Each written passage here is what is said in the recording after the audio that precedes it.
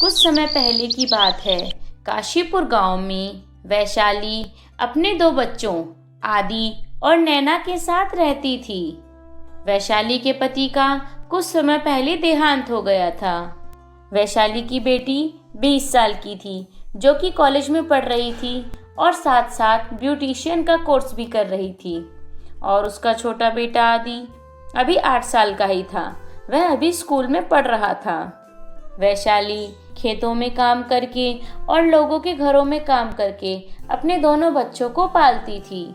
इसी तरह दिन रात मेहनत मजदूरी करके वैशाली अपने और अपने बच्चों का पेट पाल रही थी।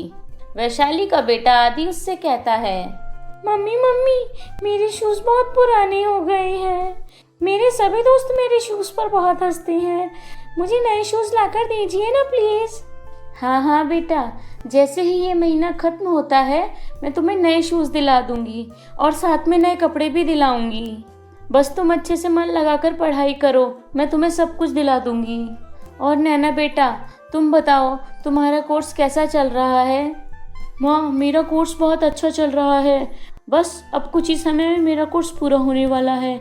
और माँ तुम देखना, मैं बहुत जल्दी एक बहुत बड़ी ब्यूटिशियन बन जाऊंगी और फिर आपको दर बदर की ठोकरें नहीं खानी पड़ेंगी। अरे वाह नैना, ये तो बहुत अच्छी बात है। बस तुम मन लगाकर मेहनत करती रहना। चलो आदि बेटा, मैं तुम्हें स्कूल छोड़ देती हूँ। और नैना, तुम्हारे भी जाने का समय हो गया है। आज मुझे कुछ ज़रूरी काम है। मैं आते हुए तुम्हारे लिए बर्गर लेती आऊँगी। तुम दोनों को बर्गर बहुत पसंद है ना? इसके बाद वैशाली दोनों बच्चों को भेजकर अपने काम पर चली जाती है। वैशाली पूरे दिन बहुत मेहनत करती है। जब वह शाम को थक हार कर कुछ पैसे कमाकर अपने बच्चों के लिए बर्गर लेकर घर वापस लौट रही होती है, तभी रास्ते में वैशाली के पीछे एक बहुत तेज रफ्तार में बाइक आती है और वह उसे टक्कर मारकर चली जाती है। वैशाली बहुत बुरी तरह से घायल हो जाती है। आसपास बहुत भीड़ इकट्ठा हो जाती है और भीड़ में से कुछ लोग मिलकर वैशाली को अस्पताल ले जाते हैं। जब इस बात की खबर नैना और आदि को मिलती है तो उनके पैरों तले जमीन खिसक जाती है। वे दोनों रोते रोते हॉस्पिटल पहुंच जाते हैं और वे अपनी माँ को देखकर जोर जोर से रोने लगते हैं। डॉक्टर नैना से कहते हैं, देखो बेटा, तुम्हारी माँ का बहुत ही खतरनाक एक्सीडेंट हुआ है। उनके बचने के चांस बहुत कम है। वो तुमसे मिलना चाहती है। जल्दी से जाकर पहले अपनी माँ से मिल लो और दूर से ही बात करना। खुद को संभालना बेटा। जो होना था वो हो गया, अब उसे बदला तो नहीं जा सकता। डॉक्टर की बात सुनकर नैना और आदि बहुत दुखी हो जाते हैं और वे रोते रोते अपनी माँ के पास जाते हैं। मेरे प्यारे बच्चों, मुझे माफ़ कर देना। मुझे अब तुम्हारे पापा के पास जाना होगा। वो मुझे बुला रहे हैं। मैं अब तुम दोनों के साथ नहीं रह सकती। मैं भी तुम्हारे पिताजी की तरह तुम दोनों को छोड़कर जा रही हूँ। मुझे माफ़ कर देना। शायद हमारी किस्मत में यही लिखा था। सुनो नैना, अपने छोटे भाई आदि का ध्यान रखना। मैं जा रही हूँ। और ऐसे ही बात करते करते वैशाली दम तोड़ देती है। नहीं माँ, आप हमें छोड़कर नहीं जा सकती। आप कहाँ चली गई? हमें तो आपके बिना सोने की आदत भी नहीं है। प्लीज़ माँ, हम पर रहम करो। हम आपके बिना कैसे जिएंगे? प्लीज़ हमें छोड़कर मत जाओ ना। दोनों भाई बहन का रो रो कर बुरा हाल हो रहा था। अंजलि और आदि अपनी माँ का दाह संस्कार करके घर वापस लौट आते हैं। रात हो जाने पर नैना आदि को लोरी सुनाकर सुलाने की कोशिश करती है। ऐसे ही कुछ दिन बीत जाते हैं और घर का राशन भी धीरे धीरे खत्म हो जाता है। अब घर में कोई कमाने वाला नहीं था। घर का सारा पैसा और राशन खत्म हो चुका था। आदि अपनी बड़ी बहन नैना से कहता है, दीदी दीदी, आप कह रही थी ना कि जब आपका कोर्स पूरा हो जाएगा तो आप ब्यूटी पार्लर खोलेंगी। अब तो आपका कोर्स पूरा हो गया है। अब आप ब्यूटी पार्लर खोल लीजिए, नहीं तो बिना पैसों के हम अपनी ज़िंदगी कैसे जिएंगे। अब तो घर का सारा राशन भी खत्म हो गया है दीदी। आदि, तुम बिल्कुल ठीक कह रहे हो, लेकिन मुझे पार्लर खोलने के लिए कुछ पैसों की ज़रूरत होगी और मेरे पास तो बिल्कुल भी पैसे नहीं हैं और हमारा तो कोई अपना भी नहीं है जो हमारी कुछ मदद कर देगा। अरे दीदी, मैंने सुना है कि बैंक अपना काम शुरू करने के लिए लोगों को लोन दे रहा है, तो आप एक काम कीजिए, अपने घर के पेपर गिरवी रख दीजिए और लोन लेकर अपना ब्यूटी पार्लर खोल लीजिए। अरे वाह आदि, माँ के जाते ही तुम कितने समझदार हो गए हो। मैं अभी घर के पेपर्स लेकर बैंक जाती हूँ और लोन के लिए अप्लाई करती हूँ। नैना घर के पेपर्स लेकर बैंक जाती है और फिर पैसे लेकर घर आ जाती है और फिर उन पैसों से अपना पार्लर खोल लेती है। नैना को पार्लर का काम बहुत अच्छे से आता था। उसके पास जो भी कस्टमर आते उससे बहुत खुश होकर जाते थे। क्या बात है नैना, तुमने कितना अच्छा मेकअप किया है मेरा। अब तो मैं हर बार तैयार होने तुम्हारे ही पास आऊंगी। आहिस्ता आहिस्ता दिन गुजरते जाते हैं और नैना के कस्टमर भी धीरे धीरे बढ़ते जाते हैं। अब नैना के घर के हालात भी धीरे धीरे ठीक होने लगते हैं। दोनों भाई बहन अब खुशी खुशी रहने लगते हैं। लेकिन नैना को यह नहीं पता था कि उसके पार्लर पर अब क्या आफत आने वाली है, क्योंकि उसी गांव में एक माया नाम की लड़की भी पार्लर चलाया करती थी और उसके पार्लर में अब धीरे धीरे कस्टमर कम होते जा रहे थे। माया यह सब देखकर बहुत ज्यादा चिढ़ जाती है। एक दिन माया नैना के पार्लर में जाती है और उससे कहती है, अरे देख नैना की बच्ची, तेरी वजह से मेरे पार्लर में कस्टमर आने बहुत कम हो गए हैं। अपना बोरिया बिस्तर बांध और यहाँ से 9 2 11 हो जा, वरना मुझसे बुरा कोई नहीं होगा। अरे अरे, आपकी कस्टमर मैंने खुद तो नहीं बुलाए हैं, वो तो अपने आप मेरे पास आए हैं। उन्हें मेरा काम पसंद आ रहा है, इसमें मेरा क्या कसूर है। उनको मेरा मेकअप और मेरी मेहंदी अच्छी लग रही है। आप भी अपना काम और अच्छा कर दीजिए तो वो लोग आपके पास आएंगे। अरे अनाथ लड़की, तू मुझसे पंगा लेगी, देख अब मैं तेरे साथ क्या करती हूँ। नैना माया की बातों पर ध्यान नहीं देती, क्योंकि उसे नहीं पता था कि माया कितनी बुरी है, और वह वापस अपने काम में लग जाती है। शाम को नैना अपने छोटे भाई को खाना खिला रही होती है। वह आदि से कहती है, आदि तुम्हें पता है मेरा पार्लर बहुत अच्छा चल रहा है। काश आज हमारी मम्मी भी हमारे साथ होती तो वो देख सकती कि उनकी बेटी आज कितनी कामयाब हो गई है।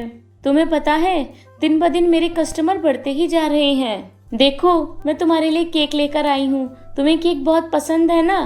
लो केक खाओ और अपना मुंह मीठा करो। हाँ दीदी, मैं बहुत खुश हूँ। आपने मम्मी के जाने के बाद मुझे बिल्कुल माँ की तरह संभाला है। मेरे लिए इतने सुंदर सुंदर कपड़े लेकर आई और मेरा प्राइवेट स्कूल में एडमिशन भी कराया। आपने मुझे सब कुछ बहुत अच्छा अच्छा दिया है। आप बहुत अच्छी हो नैना दीदी। दोनों भाई बहन खुशी खुशी आपस में बातें कर रहे थे, लेकिन उनकी आंखों में आंसू भी थे, जो कि उनकी माँ के लिए थे।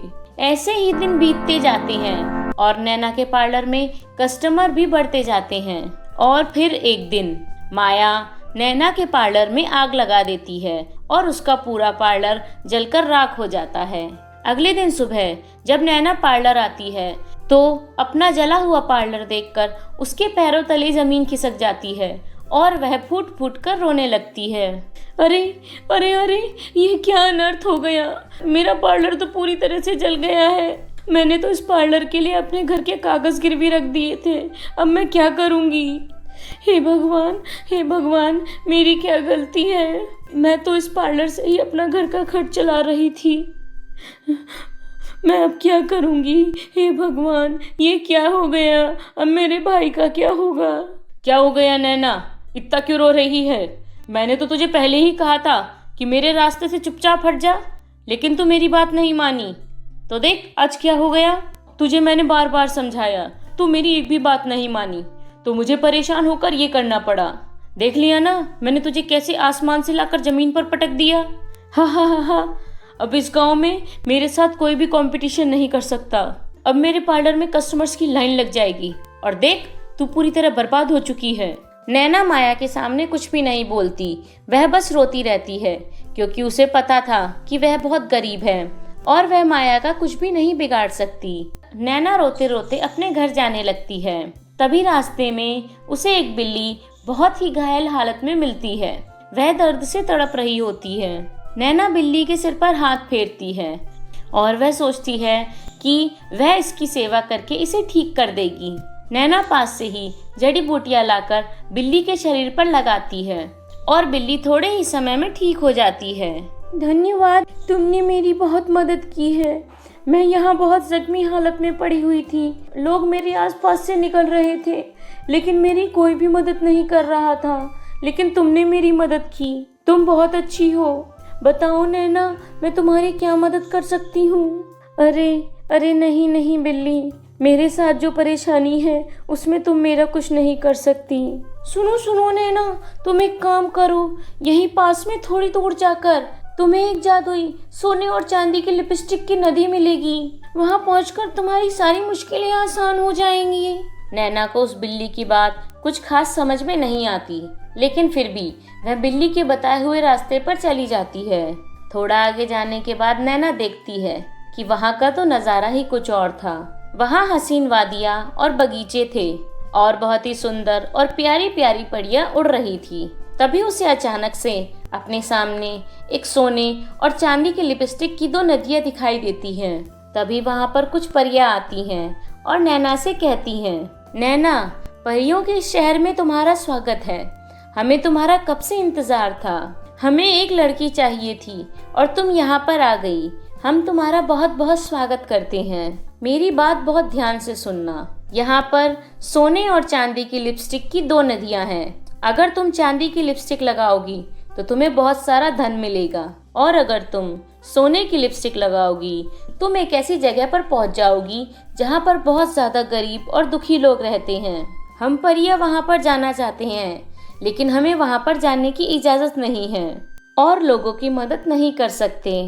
नैना, अब ये सब तुम्हारे हाथ में है। तुम लोगों की मदद करना चाहती हो या बहुत सारा धन दौलत लेकर बहुत अमीर होना चाहती हो और जिंदगी भर ऐश करना चाहती हो? अरे नहीं नहीं परी जी, मेरी माँ हमेशा ही कहती थी कि हमें कभी भी लालच नहीं करना चाहिए। मैं आप लोगों की सोने की लिपस्टिक लगाकर आप लोगों की मदद करना चाहती हूँ और पुण्य कमाना चाहती हूँ, और ये तो मेरे लिए बहुत सौभाग्य की बात होगी। परी अपने सोने और चांदी की नदियों में से सोने की लिपस्टिक निकालकर नैना को दे देती है। नैना जैसे ही वह सोने की लिपस्टिक लगाती है, उसके सामने बहुत सारा धन आ जाता है और वह खुद भी बहुत सुंदर कपड़ों में तैयार हो जाती है और वह परियों से भी ज्यादा सुंदर लगने लगती है। नैना, ये सब तुम्हें तुम्हारी अच्छाई की वजह से मिला है। अगर तुम लालच करती तो तुम्हें कभी भी कुछ भी नहीं मिलता। ये सब तुम्हें तुम्हारे साफ दिल की वजह से मिला है। अगर तुम लालच करती तो तुम्हें कुछ भी ना मिलता। हमारी जादुई सोने की लिपस्टिक अब तुम्हारी है। ये सुनकर नैना की खुशी का कोई ठिकाना नहीं रहता। वह सोने की लिपस्टिक लेकर अपने घर पहुंचती है और फिर घर आकर वह एक बहुत बड़ा पार्लर खोलती है। अब नैना के पास और भी बहुत ज्यादा कस्टमर आने लगते हैं और देखते ही देखते वह बहुत ज्यादा अमीर हो जाती है। नैना गाड़ी, बंगला सब कुछ ले लेती है। ये सब देखकर माया को बहुत ज्यादा गुस्सा आता है। वह कहती है, न जाने मैंने कितनी कोशिशें की इसे बर्बाद करने की, लेकिन ये तो फिर से बहुत बड़ा पार्लर बनाकर बैठ गई। लेकिन मेरा नाम भी माया नहीं, अगर मैंने इसको बर्बाद ना कर दिया। माया फिर से पूरी प्लानिंग के साथ नैना का पार्लर जलाने के लिए पहुंच जाती है।